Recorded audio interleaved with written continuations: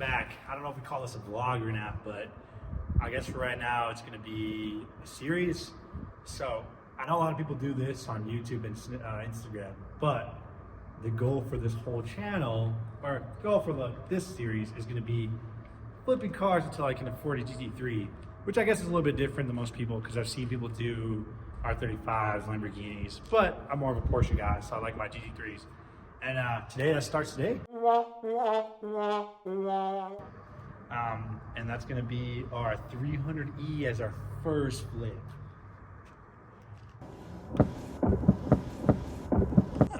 Anyway, I'm back at it. Got kind of distracted, some ADHD in me. But yeah, this is our 300E. I picked this thing up for $400 USD.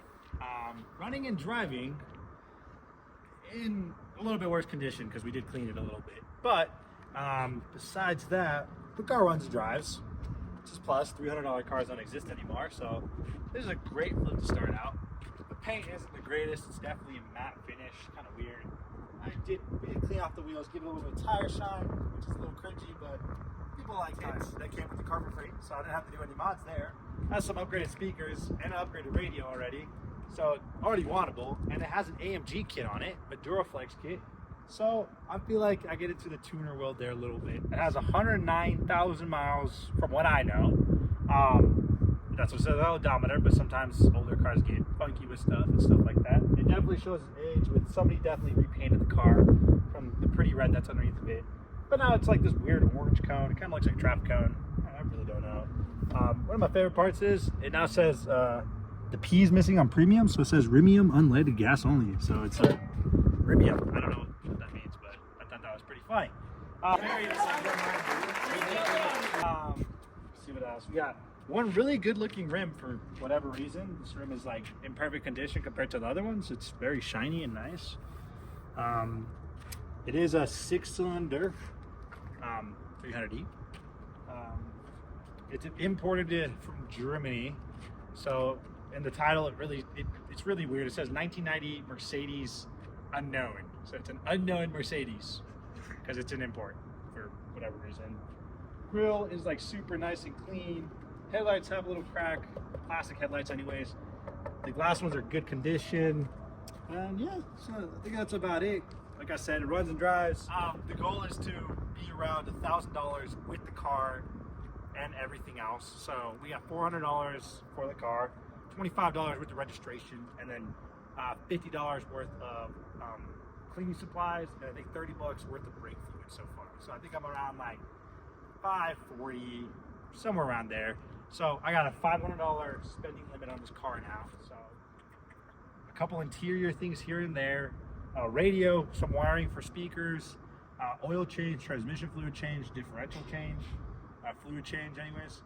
All the fluids need to be gone through. The coolant's already been gone through. I used some of my old coolant to clean it out. So I guess it was free, but it wasn't really because I paid for it back then, but I'm using it now. So I flushed that system out. The car just runs perfectly cold, perfectly nice. I'm gonna try to recharge the AC. I'm gonna hope it works. If it doesn't, I'm not gonna dive into it. I feel like I lose more money trying to fix it 100% than fixing it 90%, and then somebody else could fix it as a project. The goal is to post this thing up for $4,500, which is a lot to ask for something that's not in perfect condition. But in today's market, I can probably get that. If not, you know, we're gonna aim close to that. And now back into the car again. It's not the best thing on earth. It's actually dirty right now, so, but it's just like nice tan interior. You got whatever this is, which is, you know, who cares? We got some nice rear seats that are in good condition. Yeah, that's about it for that though. There's really nothing else nice about it.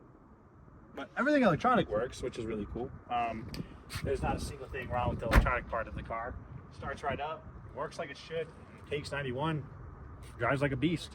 But besides that, we got this really messed up seat, which makes me kind of sad.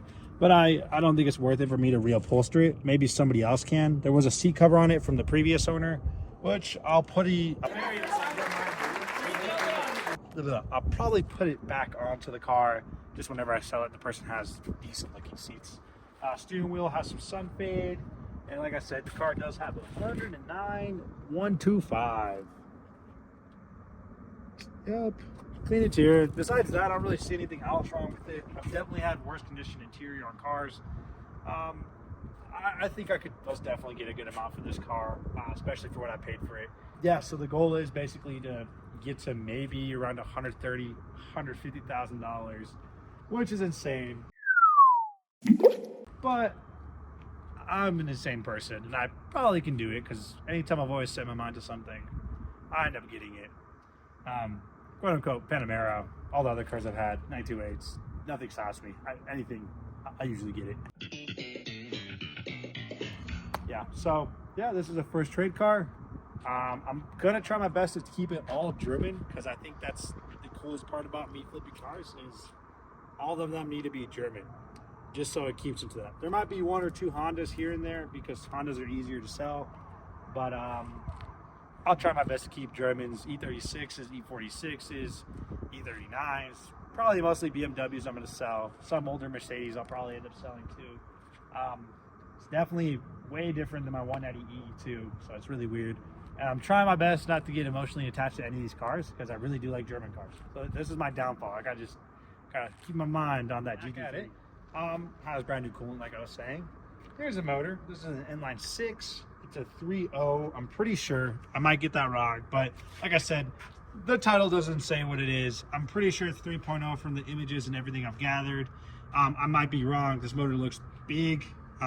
If this was an M104, I probably could be a lot knowledgeable because that's where I first started with Mercedes was the M104, you know, that fuel injected stuff and stuff like this. This is not electric fuel injection. This is, I think it's L-Jectronic is what I remember it being, which, I mean, for Mercedes stuff, they run really well. Porsches make terrible L-Jectronic systems, so this is a really good motor. Really reliable, lasts forever. It has a brand new exhaust from the previous owner, has a brand new battery from the previous owner.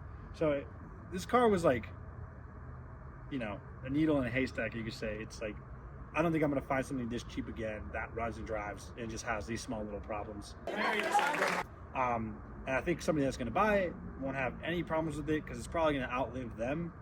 These things run forever.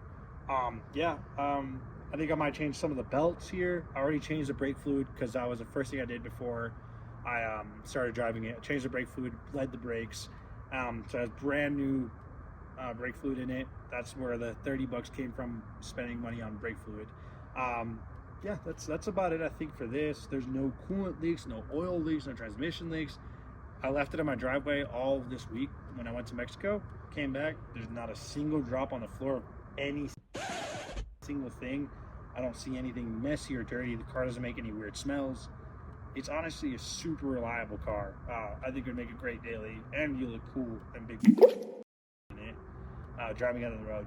The only downside, it is an automatic, but most Mercedes are automatics. Rarely do they come in manual. So, I mean, somebody will enjoy a lot about this car and, you know, continue to live on for a long time, hopefully.